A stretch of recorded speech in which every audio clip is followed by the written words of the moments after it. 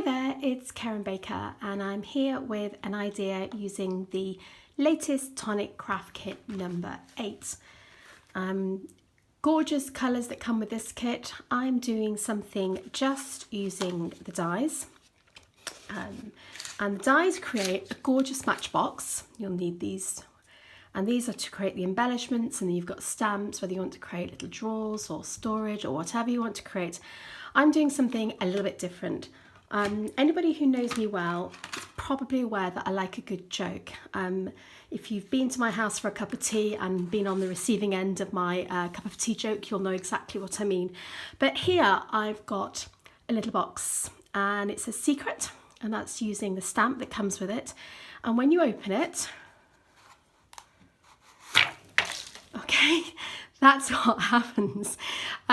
It took me quite a while to work out how to do it because quite a lot of the mechanisms that you have got to prepare are actually quite complicated. Let me just move all this confetti out the way.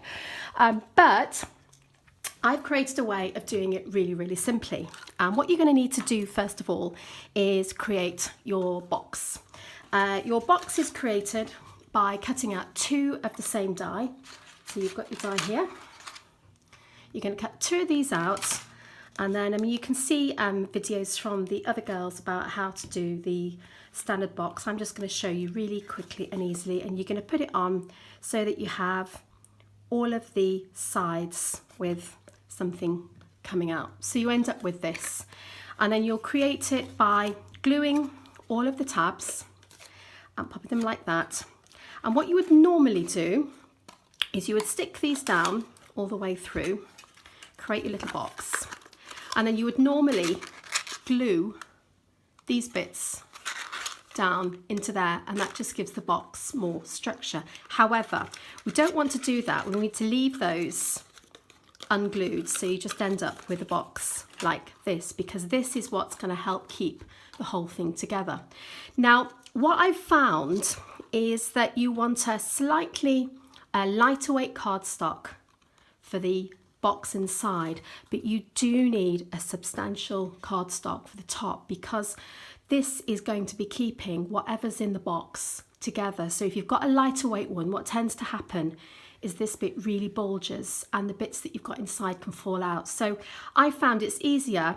If you have too thick a cardstock with the box, you'll end up with being quite stiff to get in and out. So a thinner weight for the main body of the box and a heavier weight cardstock for the sleeve. The sleeve is created in the same way. This is a sleeve top. You just cut 2, join them together with the flaps, and that's how you create that. But to make the main bit, I'll show you. You need some acetate. Now, the acetate that you're going to want to use, you want a more substantial acetate. Okay, you can buy acetate in lots of different widths and weights, but what you want is one that's got a good weight to it. If it's really flimsy, it won't have the spring back. The Craft Perfect one that Tonic do is perfect for this. So what you're going to need to go with the box is a piece of acetate. Now, I'm saying roughly, and I'll explain why. About 12 by 18 centimetres. Now, the reason that I'm saying roughly is it doesn't actually matter if it's slightly smaller than this, and if you want to convert to inches, it's not a problem. It would be a problem if it's larger. Obviously, it's got to fit in the dimensions of your box. So, with my piece of acetate, I know it's a nightmare to see, I'm sorry. Here's my 12 by 18. Sorry, did I say 6 by 12? It's 12 by 18 piece of cardstock. Acetate.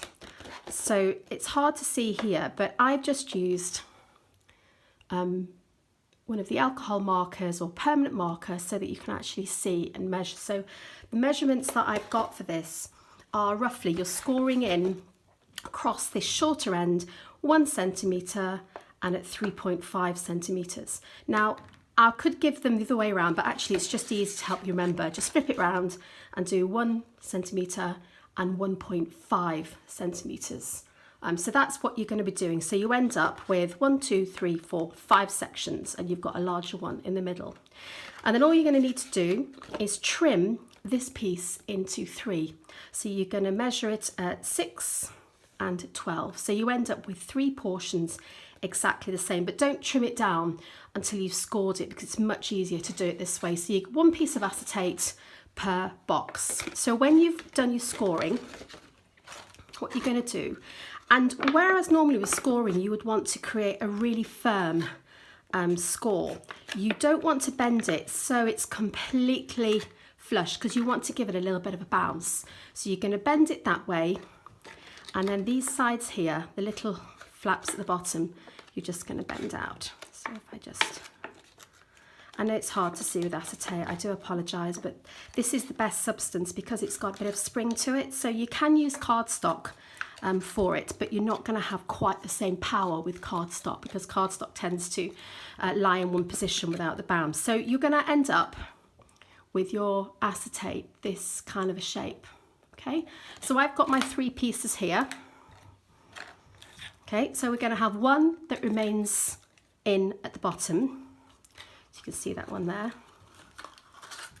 So that one is just going to go in the box as it is, and that's your base.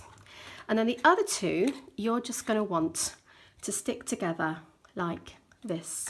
So I've got the bit of double-sided tape on. So if I remove that, and this is creating the spring, and this is the easiest way I could work out of creating a spring that will constantly deliver the sort of the movement and the surprise that you want. So you're going to end up with it looking like this, and then all you need to do is just press it down so you've got that spring. Okay, so that's your basic spring. Now it's going to seem like it's going to be a lot. That's going to then go on top of your box. That's all you need to do. So you've got the bottom bit in, you've got your spring, and you're going to have to press down. Now the best way of doing it is to just have one hand there, keeping it pressed down, and then you're going to add your little elements on top. So to put, I mean, you could use anything. If you want to be really mean, add glitter. That will go absolutely everywhere. I've used the butterflies from the Wings and Things Monarch and Princess Wings die set because it was the perfect size. So all I'm going to do is just stack a few of these, put them in at different angles, and then I've just got some bits of cut up leftover scraps. So pop those on as well. You could put whatever you like. I mean, if you want to punch circles, if you want to put confetti in, I mean, this would be really nice as a save the date. If any of you are getting married or you've got an important party coming up, this would be really cool with a little bits of details of where the party is on the inside. So pop that like that, and then you're just going to close that over and then bring, yes, get in there. The butterflies don't want to go in. Okay. You'll be more careful than I am. And that sometimes happens. If that happens, just hold it open like that with one thumb, then pop them back in. And it doesn't matter whether you have those 2 flaps sticking up or just one over the top. All you've got to do is make sure you've got the box. And then all you're going to do is slide that carefully, keeping your thumb on the top so it doesn't come off. And there you are, ready to go again. Obviously I've created a bit more interest by using some of the die cut pieces. Inside you've got lots of lovely decorations in the middle. There you can see here for both the tops and the sides, so you can really make it as beautiful and as detailed as you like.